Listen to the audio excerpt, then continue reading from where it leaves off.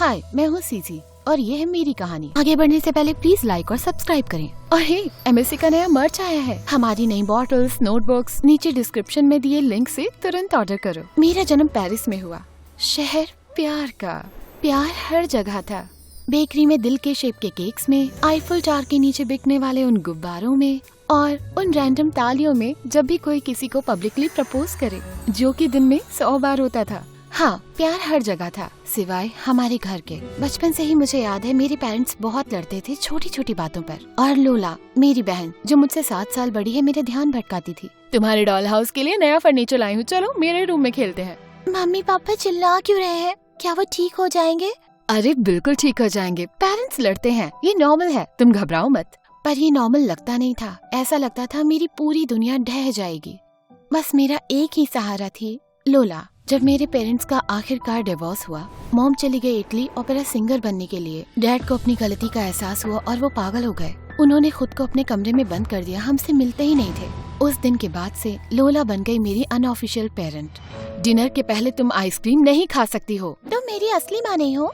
Maths में fail कैसे हो गई? पूरा हफ्ता तुम्हें पढ़ाई कराई थी मैंने। तुम मेरी असली माँ नहीं हो। इतना तो साफ है कि लोला को मैं बहुत परेशान करती थी। बहुत कम उम्र में ही उसे मेरी माँ बनना पड़ा। और मैं बहुत बदमाश थी और मैंने उसके फ्यूचर के प्लान्स भी खराब कर दिए और उसके बॉयफ्रेंड जॉर्डन के साथ उसका रिश्ता भी। जॉर्डन और लोला साथ में कॉलेज जाने वाले थे। उसने देखा कि लोला काम करती, मेरा ध्यान रखती, क्योंकि हमारे डैड कुछ करते नहीं थे। वो उसे छोड़कर अकेले कॉलेज चला गया। आई एम सॉरी लोला, तुम्हारी जिंदगी में सीसी और मैं, हम दोनों नहीं हो सकते। मैं जा रहा हूँ। मुझे बुरा लगा कि लोला ने अपने सपने और अपने बॉयफ्रेंड दोनों को खो दिया, तो मैंने भी उसे परेशान करना बंद कर दिया। मैं क्लास में ध्यान देने लगी, घर में काम करने लगी और उसका फेवरेट खाना और डिजर्ट भी बनाने लगी। एक बहन के प्यार जैसा कोई प्यार नहीं होता सीसी, कभी भूलना मत। हम दोनों ही एक दूसरे के साथ हैं। एक दिन जब मैं अपना पार्ट टाइम जॉब कर रही थी एक कॉफी शॉप पर, मैंने नोटिस किया कि एक बहुत अमीर लड़का मुझे देख रहा था। बिना अपना सर उठाए ही उसकी नजरें खुद पर महसूस कर सकती थी, तो मैंने भी उसे घूरना शुरू कर दिया और उसने अनकंफर्टेबल होकर नजर फेर ली। पर जल्दी नहीं माना था वो। बंद करो तुम्हारी माँ ने तुम्हें बताया नहीं कि लोगों को घूरना गलत बात है? पर वो फिर भी नहीं माना। वो उसी लाइन में खड़ा रहा जहाँ मैं थी, जबकि बाजू वाली लाइन एकदम खाली थी।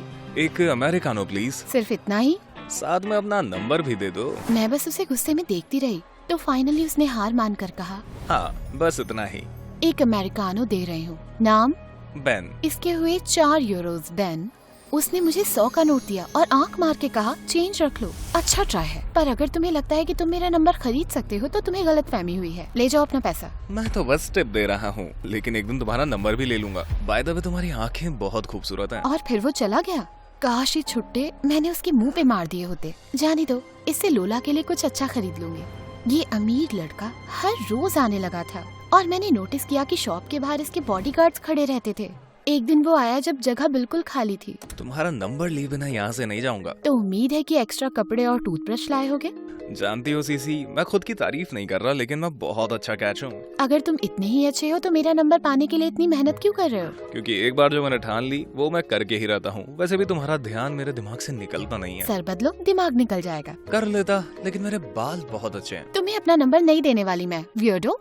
देखेंगे। अगले पूरे हफ्ते वो आया बहुत महंगे महंगे गिफ्ट्स लेकर, जैसे एक पूरा मारियाची बैंड या इतने गुलाब के फूल की पूरा स्टोर भर जाए, कोई कस्टमर ना आ पाए। मेरे बॉस की फाइनली सटक गई। उन्होंने कहा, ये सिचुएशन संभालो नहीं तो मेरी नौकरी गई। पर मुझे ही नौकरी चाहिए थी, मुझे लोला की मदद करनी थी घर के खर्चों में। तो हार मान के मैंने उसे अपना नंबर दे दिया। बाद में उसे ब्लॉक कर दूंगी। जब अपने कोवर्कर्स को मैंने ये बात बताई तो वो हंसने लगे और मुझे दिखाने लगे उसकी फोटोज इंटरनेट पर। पता चला वो सिर्फ एक अमीर लड़का नहीं था, वो एक फेमस एक्टर था। उसने स्टाफ को चुप रहने के लिए पैसे दिए थे। वो नहीं चाहता था कि मैं उसके साथ डेट पर जाऊं क्योंकि वो फेमस है। मुझे हैरानी हुई, वो इतना बुरा भी नहीं था, वो काफी रोमांटिक था, मतलब काफी रोमांटिक। एक दिन मैंने कहा कि मुझे पिज्जा खाने का मन हो रहा है, तो उसने कहा कि हम नापोली जाते लंच के लिए। मुझे लगा कि उसको लास्ट मिनट टिकट मिल गए इटली जाने के लिए, पर पता चला हम जा रहे थे उसके प्राइवेट जेट पर। पता है सीसी, जब मैं तुमसे मिला और तुमने कहा कि तुम मुझे नहीं जानती, तो मैंने जिंदा महसूस किया। ये मेरे लिए एक मौका था कि मैं अपनी पहचान किसी को अपने तरीके से दूं, किसी ऐसे को जो मेरे बारे में कोई ख्याल नहीं रखता। वेल, आगे के लिए बता दूं, तुमने कोई बहुत अच्छा काम नहीं किया, एकदम क्रीप लग रहे थे। हाँ, तुम मुझे ये बता चुकी हो पहले, चिंता मत करो। वो स्वीट था, चार्मिंग था, ध्यान देता था और मुझे उससे प्यार होने लगा था। मैं कतरा रही थी बैन को अपने गरीब घर और अपने बेकार डैड से मिलवाने से।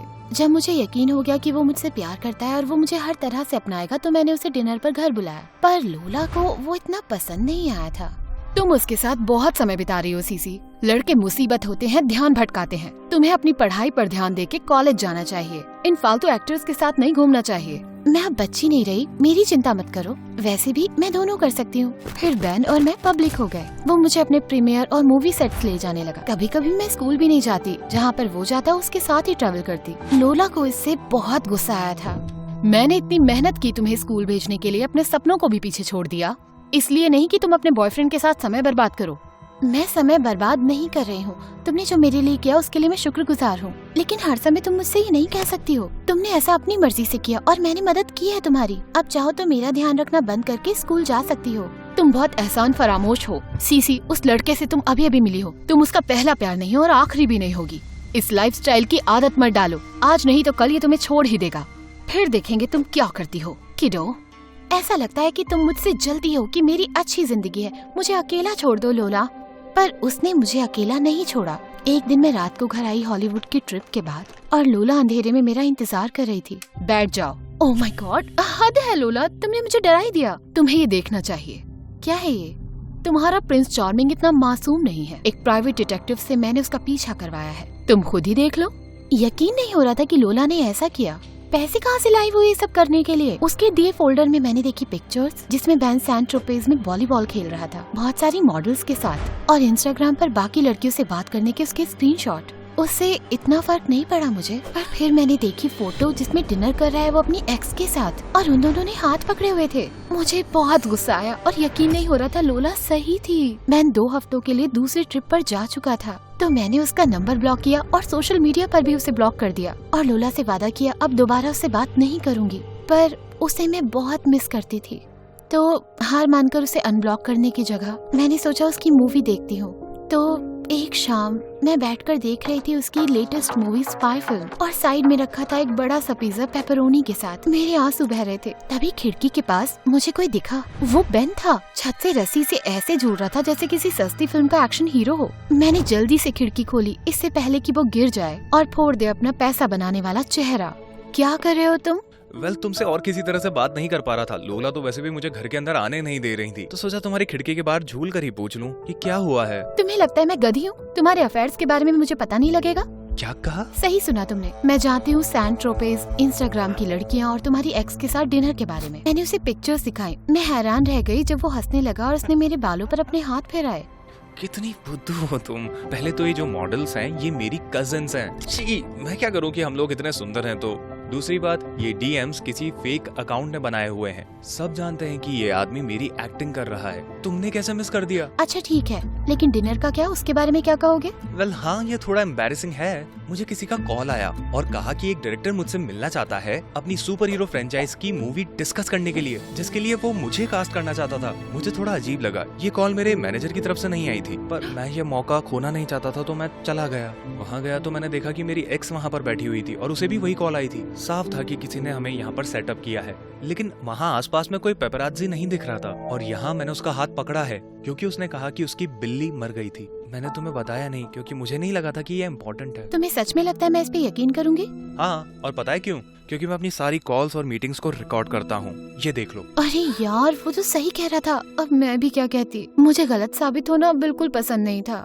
पर तुम्हें ये पिक्चर्स कहाँ से मिली? किसी से पीछा करवाया तुमने मेरा? इतना उड़ो मत, मुझे किसी ने दी थी ये। ऐसा मत सोचना मैं तुमसे ऑब्सेस्ड हूँ। सीसी बेबी, देर हो गई। देख चुका हूँ मैं तुम्हें पिज्जा खाते हुए और मेरे लिए रोते हुए। मैंने उसे तकिए से मारा और वो हंसा। फिर उसने मुझे गले लगाया। अगली सुबह मैंने लोला को सब बताया, पर उसको जरा भी खुशी नहीं हुई। और तुमने यकीन कर लिया। कितनी बड़ी बेवकूफ हो तुम सीसी। मैं उसे तुमसे और तुम्हारे प्राइवेट डिटेक्टिव से ज्यादा जानती हूँ। वो एक ईमानदार लड़का है और मुझसे बहुत प्यार करता है। तुम मेरे लिए खुश नहीं रह सकती? तुम मेरी बहन हो। क्या ये बहुत बड़ी बात है तुम्हारे लिए? लोला ने मुझे देखा और आह भरी। तुम सही कह रही हो, शायद तुम उसे एक मौका दे सकती हो। मुझे बस तुम्हारी चिंता थी। इतने अच्छे लड़के होते नहीं है असल में, जानती हूँ, पर शायद मेरी किस्मत अच्छी है और ये लड़का वाकई बहुत अच्छा है।